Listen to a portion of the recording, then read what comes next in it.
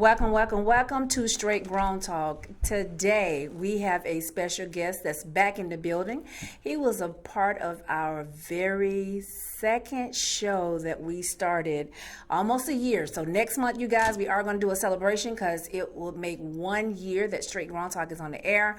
But right now we're going to talk to Mr. David Washington with Kipling Realty. So today we want to talk about Foreclosure Tuesdays. As many of you guys know, that on Tuesday, March the 3rd, Georgia has a for sale date for all of the properties that will cry out and you will lose your home. So today's conversation is just that. Right now, I want to introduce you to Mr. David Washington, and thank you for coming back to the show. Thank you for having me, Ms. LaKale. Yes, yes, yes. In a few moments, we're going to come back and get down to some deep conversation in regards to Foreclosure Tuesday and Straight Grown Talk, doing some grown talk business. So, be back with you shortly.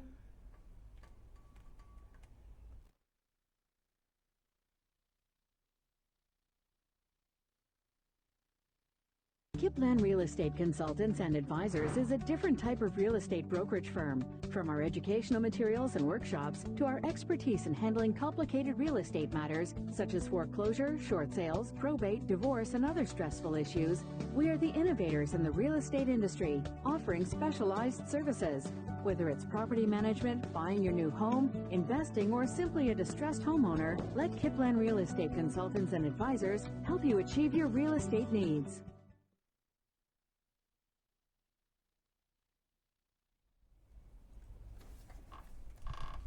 Welcome back. Welcome back. Now we're going to do just a little bit more introduction. Mr. Washington, please tell the world about you a little bit. My name is David Washington. I am the qualifying broker and CEO of Kipling Real Estate Consultants and Advisors. I've been in real estate business, and I hate to say this, for about 30 years now. You told your age. The time is moving along. Yes. My business is a full-service real estate brokerage firm, but my expertise is anything related to real estate that has the word drama attached to it. And as we get into this, we'll talk a little bit more. It's not really anything to be funny about. Is just that a lot of people that's going through issues with their home tend to always have some kind of drama attached to it, and I've built my business solely on resolving those issues. Yes, yes, yes, yes, yes. And today we're going to talk about foreclosures. Like, what are the steps? Like, when you first recognize that you're getting 120 days past due, what are the things you need to do and what the do's and don'ts? So we're going to explore that. In a few seconds, we're going to bring up the first slide. A little bit earlier, before we went to commercial, we put up the telephone number for you to call in. So yes, we are going to take calls. That number that you need to call is 470-251-4343. Again, we are taking calls to answer your questions about this upcoming Foreclosure Tuesday in the state of Georgia. So, the first slide that we want to bring up is talking about the judicial and non-judicial process of foreclosure. So can we go over that just a little bit in regards to what are the differences between the judicial and the non-judicial? Okay. Well, let me just say this. Every state participates with the judicial foreclosure. Mm-hmm. However, in the state of Georgia do not require mortgage companies that need to foreclose on a home to foreclose on you judicially, which means that they do not have to sue you in order for them to foreclose on you. And under the terms and conditions of the mortgage note, that allows them to take your house to the courthouse steps and cry it out in public auction without suing you for a judicial process. So the purpose for that is Georgia's one of the first states, and I have to really hate to say it this way, but Georgia's foreclosure process is designed quickly to get you out of your home without going through a lot of nonsense. Judicial states or judicial foreclosure processes typically can be strung out with continuances. Times, yeah. Right. Georgia is get right down to it. Most foreclosures do take place, or at least the foreclosure process starts after 120 days being past due. And then mortgage companies, they lent a lot of money here, and Georgia was one of our hardest hit states because of the foreclosure crisis.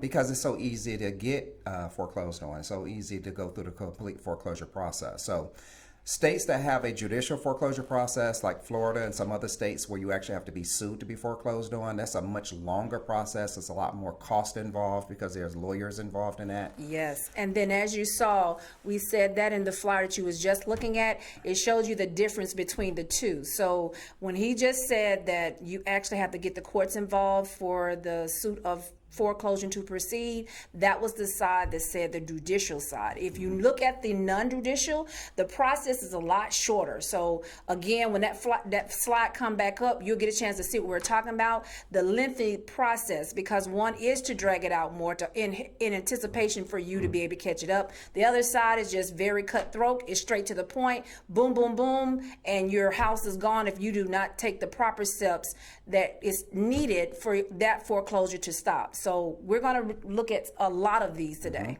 Yep. What is the first thing that normally happens right after you get the first 120 days of being delinquent? Well, various mortgage companies and various types of mortgages. So for instance, if you have an FHA or a VA insured mortgage, those mortgages take a little bit longer to foreclose because those are government and VA is guaranteed, the loan is guaranteed. FHA, the loan is insured, and there's a huge difference.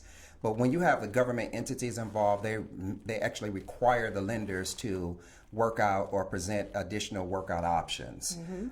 If you have a conventional mortgage, that process can begin as early as 90 days past due. You don't even have to get to 120 days. The foreclosure process can get underway. So depends on the mortgage company, depends on the type of loan you have, can determine when you can actually go or officially be in foreclosure. Okay, so I'm the consumer, so we're going to play the game. I'm consumer, and I just received a letter from my mortgage company that said that I am about to be foreclosed, or they're going to be curing the loan all the way because I have missed 4 payments. So what is my next step from that? Okay. So most mortgage companies give you a series of letters to identify the fact that you are now past due with your mortgage, and there are workout options available. The issue is just because the mortgage company is required by law to offer mortgage assistance, and they all are required to offer you some type of assistance to avoid foreclosure, they don't necessarily by law have to give it to you. Correct. And that's a big difference. And that law went into effect in 2014, so you're right. So mortgage companies are required by law to offer assistance to you regardless to what your situation is. The fact that you're 90 days past due, they're going to start calling, they're going to start sending you documentation. But we've gone past that. Your particular question was, now you've gotten a letter officially putting you in the foreclosure status. So what do you do at that point? You can reach out to the mortgage company. Those open invitations for you to utilize some type of workout options still exist. The issue that a lot of people have is time is of the essence in Georgia because it is a non-judicial foreclosure state. The foreclosure process is very fast. And let's talk a little bit about that for a moment. Not only is there, this is not a forced foreclosure judicial process, but the other thing is all foreclosures take place the first Tuesday of every month. This is hence the name of the show, Foreclosure Tuesday. There is also no statutory right of redemption, which means that once the property is foreclosed on, so all these people that's scheduled for foreclosure sale this upcoming Tuesday, once the property is bidded on at the courthouse steps, it may go to a prospective investor, or if not, it will go back to the mortgage company. And the problem is you lose all home ownership rights at that particular time. So the goal is, and because there's no right of redemption, you have no right to redeem the property. A lot of other states, a lot of the northern states, you get to stay in your property throughout the entire redemption period, and you actually have the right to purchase your property or pay off your mortgage and redeem the property back. Georgia, there's no such thing. So that means basically when your house is foreclosed, the new owner would then take you to the courts and file an eviction on you. And you would actually answer just like a normal person would if they was living in an apartment or something to that nature. The answer what the eviction is asking you to do. And then when you go to court, just like everyone else, you have 7 days to move out. But a lot of times, I want you to also go into details about how when you're foreclosed, the new owner will give you incentive to move out quickly. Well, not only will the owner, the new investor that purchased the property, a new owner will give you an incentive, but sometimes mortgage companies will do it as well. Correct. And this is a financial incentive, and it's typically called cash for keys. And the purpose for this is for you not to really destroy the property as you're moving out. It's an incentive to waive any of the legal processes that you can do to string the eviction process out. In Georgia, it's called dispossessory. So it's basically a friendly eviction, and that's an excellent, powerful technique. If you want to preserve the condition of the property. A lot of homeowners feel some kind of way, especially if the mortgage company deceived them or didn't give them as much assistance as they possibly could have. So they may go and take, the stove, refrigerator, washer, dryer, of course, belong to them, but they will literally strip the property down. So and this tear is it up too. And tear it up. I've seen them pour concrete down the drains. I mean, it's some awful things. So this is a way to have the homeowner, now tenant or tenant at sufferance, literally move out with a handshake. And of course, those monies are available upon the final inspection of the property. But let's go back prior to Correct. the property being foreclosed on, because the goal for this show is really to talk about what homeowners' rights are, what their options are to prevent your home from being foreclosed on. Yes, I totally agree. So we talked about first getting the letter. We talked about what are your options, or a little bit. So can you go back again and reiterate the options that they have at the first initial point? So there's several different options. What are those options? Okay, so now you've officially gotten your foreclosure notice. The mortgage company has offered assistance to you for whatever reason. You either were not financially ready to utilize that assistance, or a lot of people always have some goal or some kind of thought that, okay, I can get it caught up in another month or two, or things are going to work out. And before you know it, now the reality is hit. You have a foreclosure notice. Correct. You can actually pick up the phone, call the mortgage company, and have a conversation with them about getting back on point. The issue is a lot of homeowners are afraid because they know they owe this money. Correct. They know that a lot of times if you volunteer too much information to the lender, because if any of us that have gone through a foreclosure process or any delinquency process with the bill collector, all calls are recorded for quality control and so on and so forth. So a lot of homeowners are reluctant to pick up the phone and call the lenders because they don't really know what to say. And a lot of them are ashamed, and this is not the time to be ashamed. It's the time for you reaching out for help. So I've had the experience of talking to a lot. I'm like, why didn't you do something earlier? Well, I didn't want to tell them my business. This is not the time to do that. Well, so we're going back to those options. So now that you've actually started the negotiating process, or perhaps getting into a homeowner's retention program, like a loan modification or some type of exclusive forbearance agreement, the issue is now you have to gather all your finances, you have to gather all your supporting documents, you have to fill out the lender specific documents. And again, this is where a lot of confusion comes in because a lot of homeowners have no idea what to put. Getting a loan modification is very similar to applying for a mortgage. It's about debt to income ratios. It's about circumstances. It's about whether you had a proper hardship. And sometimes it's a lot for homeowners to process. The other issue is a lot of homeowners are thinking the mortgage companies are their friends. Yes. There's the mortgage company, you have a single point of contact on the phone from the mortgage company telling you, hey, we're going to do this, this, and this. Fill out your paperwork, get it sent over. They are there to provide a certain level of assistance, but they can't fill your paperwork out for you. They can't tell you what to put on the paperwork. They can't tell you if you have missing documentation, what do you do to support or substitute for that. So it's a lot of confusion, a lot of homeowners, and to give you some actual statistical data, out of the amount of people that need to apply for some type of mortgage assistance, maybe 32% of those people actually get it because their circumstances has to be a perfect scenario. So depends on why you went into a default. So let's look at it this way. You have 30 years that the typical average homeowner has to pay their mortgage. I can assure you within that 30-year period of time, you're guaranteed to have a problem, and it's called life. Correct. Something is going to happen, a death in a family, car accident, something is going to happen that's going to... Loss of job loss. The divorce rate is on a rise now, and a lot of reasons why the divorce rate is so high is because of financials. Correct. And it could really make either party kind of hate the other person, and it's just a lot of things going on. And this is one of the main reasons why mortgage companies do provide assistance.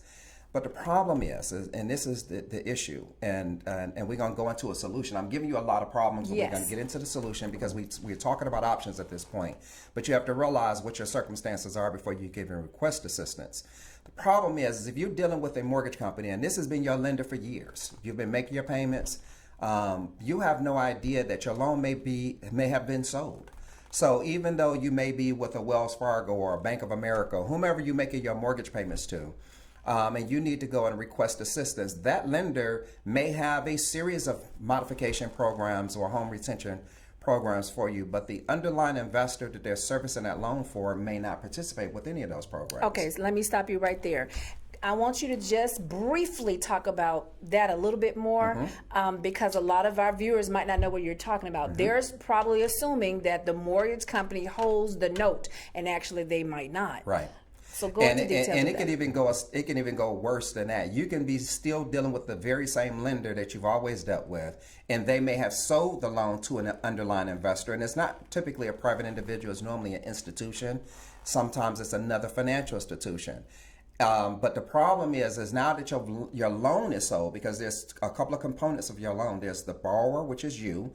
There's the lender, and there's the servicer. Correct. So a lot of times this loan is being serviced by a particular lender, which is who you make your payments to. They're basically glorified babysitters. Correct. But your loan is actually owned by an underlying investor that may or may not participate with the modification programs or any home retention program that particular servicer is offering. Correct.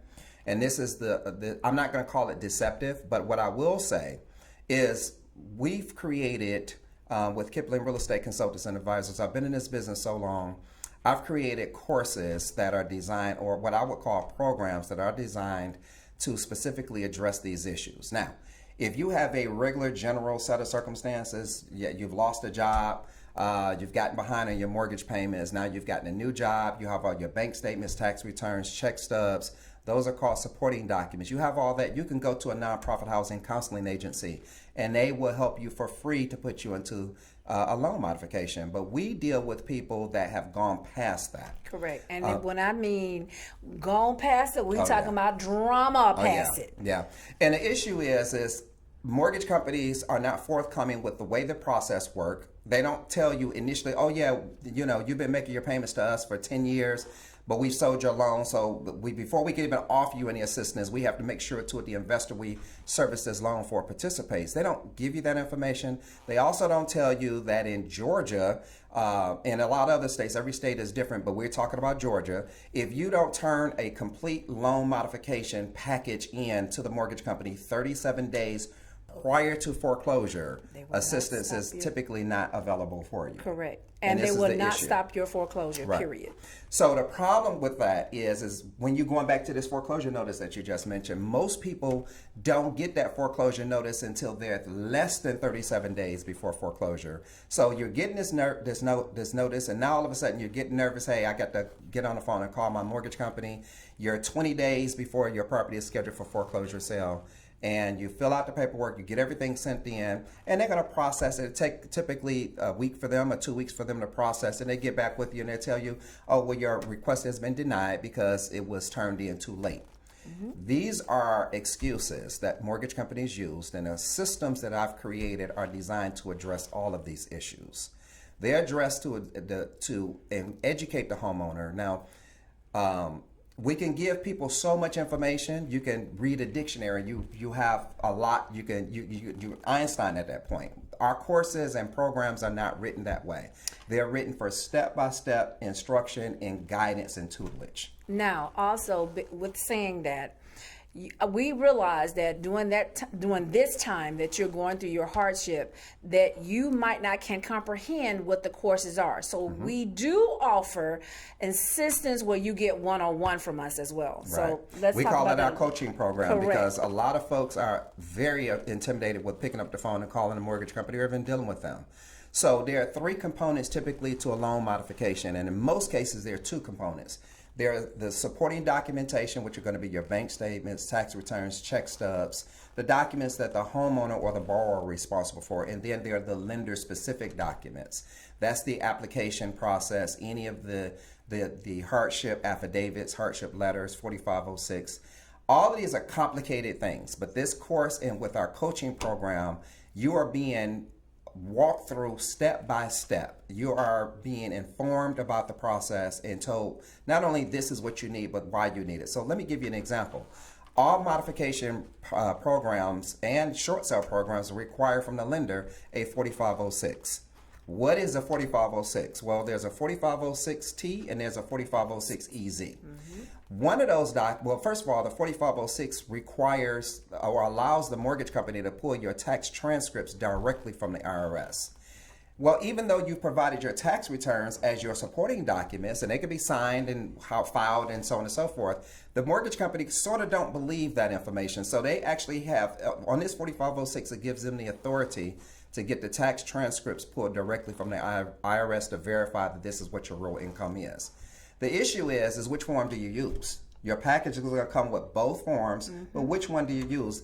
The mortgage company is not there to give you that information.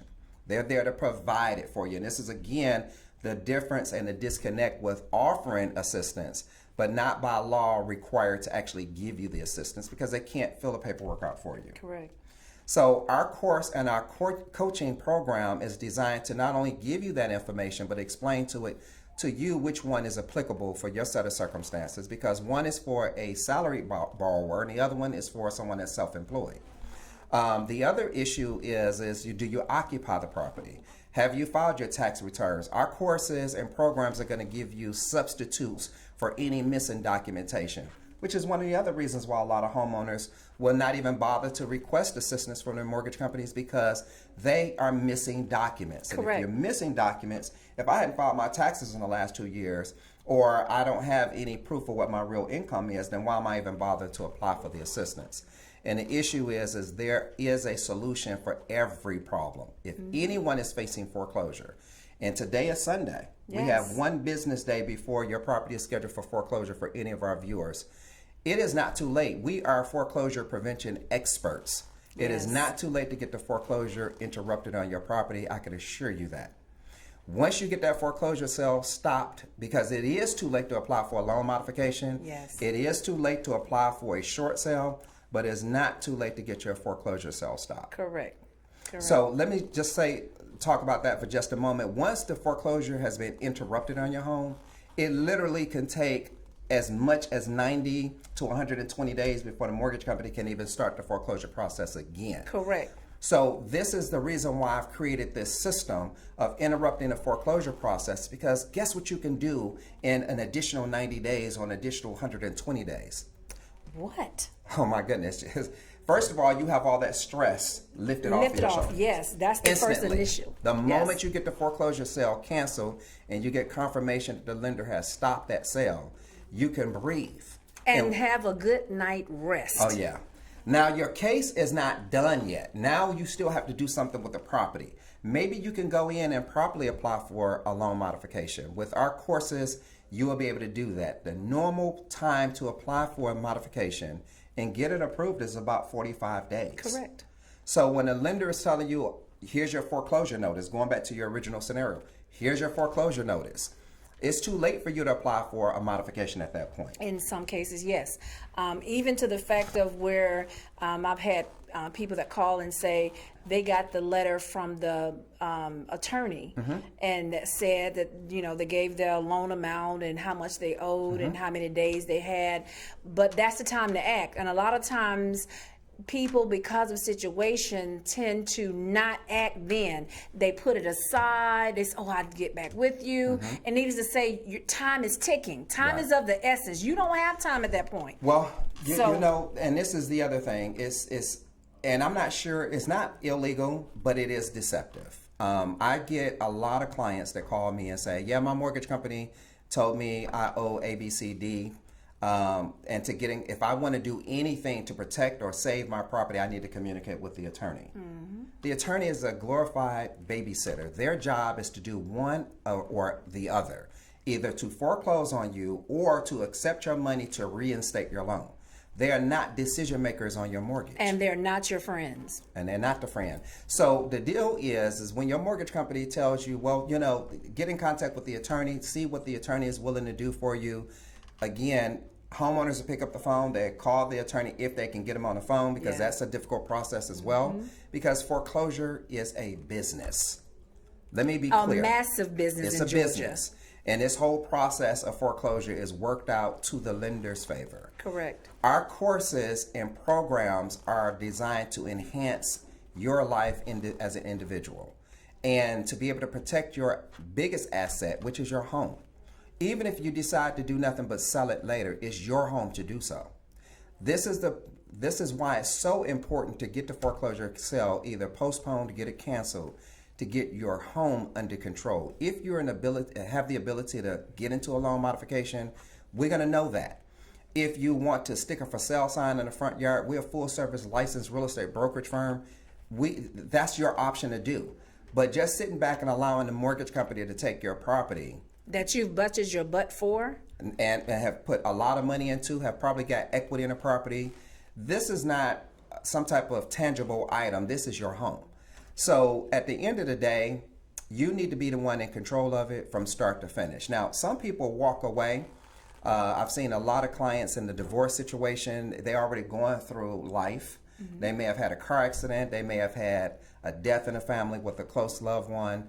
They may have an issue. Well, this is exactly what we're talking about. Because the process is what it is in Georgia, it's so fast, it is not forgiving. One of the first cases that I had that got me into the business of providing these services for homeowners, I had a client, she was very sad. And when I met her, she just was really slow talking. You can tell she was depressed. Mm-hmm.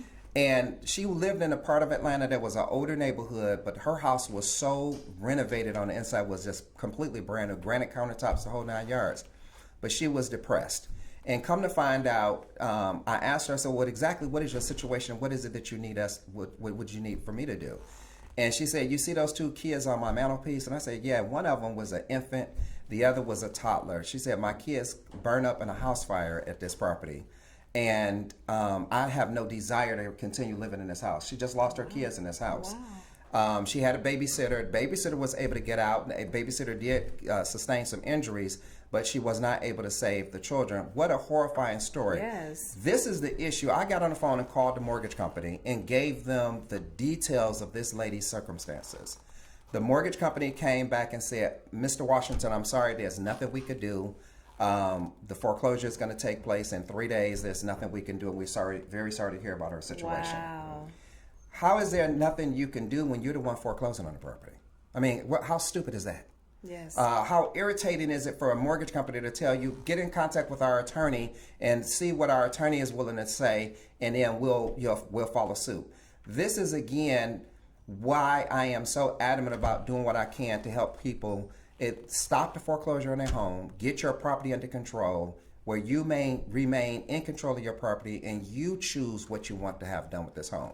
Now, I was able to get her foreclosure sale stopped, but I had to go way above the mortgage company. Correct. I had to go to the government. Correct. To get them to intervene. She wasn't in the financial, she didn't have the financial abilities to go file bankruptcy, to go file a lawsuit. There's some legal things you can do to interrupt a foreclosure.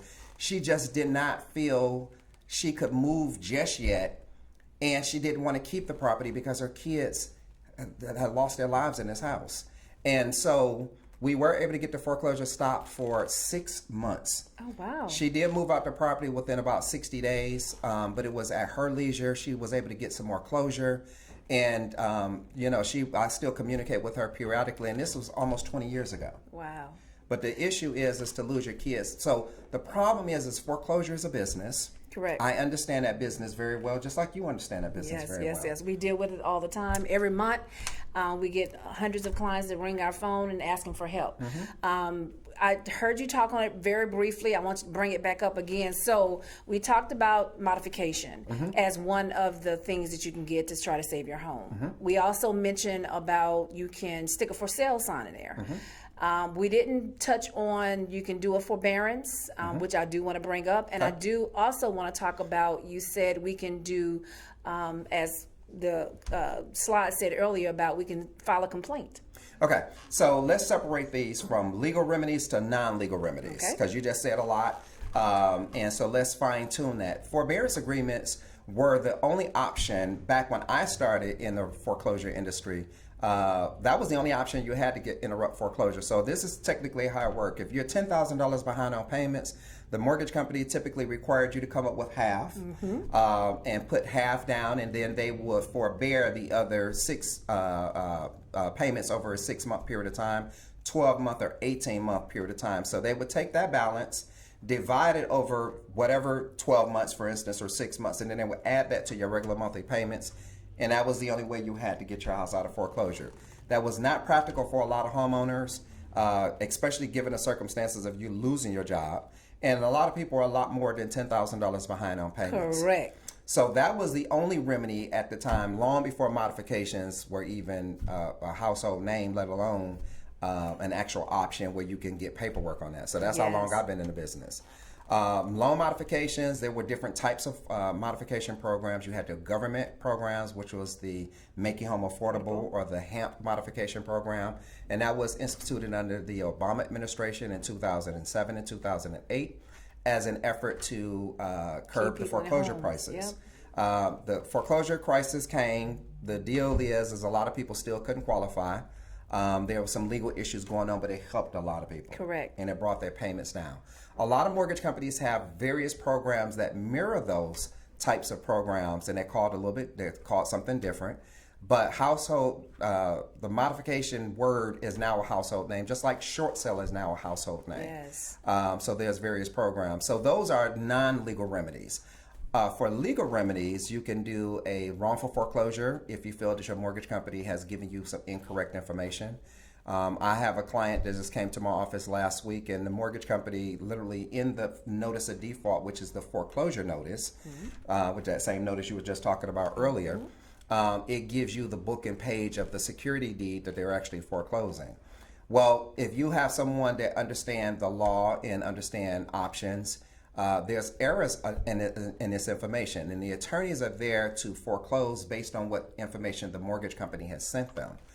So in this particular case, the mortgage company's foreclosing attorney sent over this notice of default, and the book and page number was for someone else's book and page number. I researched this and pulled the book and page number for that county for this particular client, and it was some lady came up with a completely different address and so on and so forth. That would be an example of a wrongful foreclosure because you're not actually foreclosing on this client's property. You're foreclosing on someone else's information, even though it has all of your name and the particular lender and so on and so forth.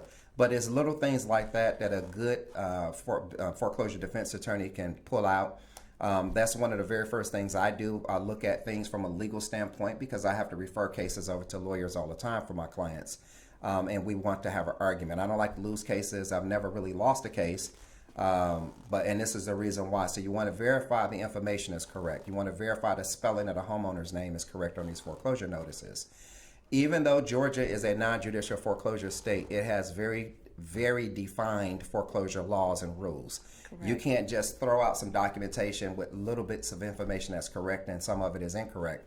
That's an incorrect foreclosure, and that mortgage company and attorney is subject to a wrongful foreclosure case. So do you see why it's important the moment you get these letters in hand that you bring it to someone that is accustomed to dealing with this every day, that can tell you, okay, well, they can't do this, well, they can do that. But we won't know that until you pick up the phone and call us and say, hey, we just got this letter in the mail that says we're going to be foreclosed. Now, one other important thing is before they can also foreclose on you, they have to put the ad in the paper. Yep. A lot of people don't realize that. Your business is in the street again because they have to advertise it for 30 days. So this is the rule on that. The mortgage company's foreclosing attorney, because again, foreclosure is a business in Georgia, meaning that it is a business for the lenders as well as the attorneys that's executing those foreclosures. And what she's saying in this case is a lot of attorneys will bypass processes because they're assuming you don't know. So what does that look like? Sometimes in a normal situation, you have to get what they call the initial communications letter from the foreclosing attorney. And that says, hey, guess what? I'm the ABC lawyer that represents your particular lender, and you have 30 days to cure this foreclosure, or we're going to take the property. And by the way, this is what my name and contact number, and here's our account number or a case number. And then you get the second letter, which normally comes by certified mail, and this is where the 4 consecutive weeks of advertisement come in, and that is called the notice of default. The notice of default is going to say the same thing, except it's going to have the legal description to your property added in that particular letter, and that is officially giving you a foreclosure sale date. Now remember, the first letter says, hey, we're the attorney representing the mortgage company. You have 30 days to cure this. The issue is the notice of default that comes sometimes the same day. Yes. Sometimes it's dated the same day. Will tell you your property is scheduled for foreclosure sale, and that foreclosure sale is going to happen in 3 weeks. Correct. So what happened to the original 30 days that you said that I had in this initial letter? Don't get it. So again, homeowners are now, you're not just eased into foreclosure. Now this is a sticker shock because the process has begun. It's begun without any type of proper notice to you. Now, is that a wrongful foreclosure? It can be construed as that because the information is deceptive. But the law doesn't really talk about the initial communications letter. It talks about the actual notice of default and how that process is handled. So a lot of people, again, caught with their guards down. I've been very successful with getting foreclosure sales postponed. And stopped with Yes. with the aid of an attorney and from a legal standpoint, and we put together this information and show how they told you got 30 days to cure it. 30 days is 30 days, and then apparently the foreclosure process is supposed to start after that. How is it that I have 30 days but my house is scheduled for foreclosure sale in the next 3 weeks? The math is not lining up. So again, if you're facing any type of situation, I don't care what your circumstances are, as long as you're breathing and you have a home that is scheduled for foreclosure, a family member, a loved one, if you have anyone that you are aware of, a next door neighbor. I just received a client not long ago. I broke my own record. I have to say that. I broke my own record last month. I was able to get this lady's foreclosure sale stopped in 1 day without doing anything from a legal standpoint or referring her to a lawyer, just simply because the mortgage company made an error, and I pointed that error out, and I threatened them that my next phone call is going to be to this powerful foreclosure defense attorney that I work with all the time, and we're going to get that situation handled. They stopped that foreclosure notice, immediately sent her an apology letter, and now they've given us 60 days to come up with a solution. This lady just simply wants to sell her home, but it was her neighbor that saw people outside of her home, because just like you just mentioned, your information is a matter of public record. This gentleman saw people outside of her home taking pictures. And the neighbor said, hey, what are you guys over here doing? And said, well, we're taking this property is in foreclosure. Can you tell us about the homeowner? And he said, no, I cannot. She's not at home. I can tell you that. So the neighbor immediately contacted her and said, you need to call David. And we were able to get her property. Not only did we get the foreclosure sale canceled, but we were also able to put a for sale sign in front of it, because our whole goal was really is to get rid of the property, but not to lose it. It's a big difference. Yeah, this lady has $55,000 equity in her home, and we now have a contract on her property that she will be able to get her $55,000 out and be able to move forward. So that transaction, is that a regular sale or you did a short sale? I didn't have to do the short sale. It's a good thing that you said that. But it's a regular sale because the real estate market is booming right now. Yes. This is really a seller's market. So you have properties that may have repairs that need to be done, or sometimes homeowners are not aware that their property values have increased dramatically because it's a seller's market, and she didn't realize that she had that kind of equity in her property. But let's talk about the short sale scenario. Okay. Let's say this was a short sale. There are so many incentives for homeowners to sell their properties on a short sale. And let's just talk about what a short sale is. If you owe the mortgage company $200,000, the property's in the area only selling for, let's say, $150,000, $160,000, that is considered a short sale. You actually are not able to pay the mortgage company the full amount that you owe. There's agents' commissions. There's other fees that's attached to that. Sometimes the contract may ask for you to pay the buyer's closing cost. Mm-hmm. Those are factors that will make a property be considered a short sale. Now, why would a homeowner participate in a situation like that? Well, banks have incentivized homeowners, just like they give you cash for keys. There are short sale scenarios that you can actually sell your property, make as little as $3,000 out the deal, but on average, my clients make $10,000 out. They are forgiven for any deficiencies. The foreclosure comes off their credit report, and they've made money. So Wow. again, you're still in control of your property. So even if your property is underwater, this is what the point is. Don't just walk away. Correct. So tell everyone, our viewers, how they can reach you and on your social media page and everything else. Again, we are working today, tonight, tomorrow night. We have all the way up until 9 a.m. on Tuesday. We cannot do anything after 9 a.m. as the foreclosure will begin at 10. Yep. So please tell them how they can reach you again. I'm David Washington with Kipling Real Estate Consultants and Advisors. My office number is 770-691-3050. My website is www.kiplinrec.com. That's KIPLANREC.com. I'm leaving to go to my office as soon as I leave here. I have 3 clients waiting on me the moment I leave here.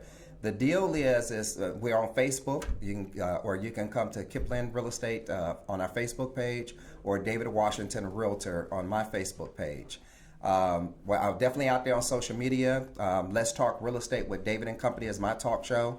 Or you can go to YouTube and look up David and Company, Let's Talk Real Estate. So there you have it. We have just had a conversation with Mr. David Washington on about Foreclosure Tuesday here in Georgia.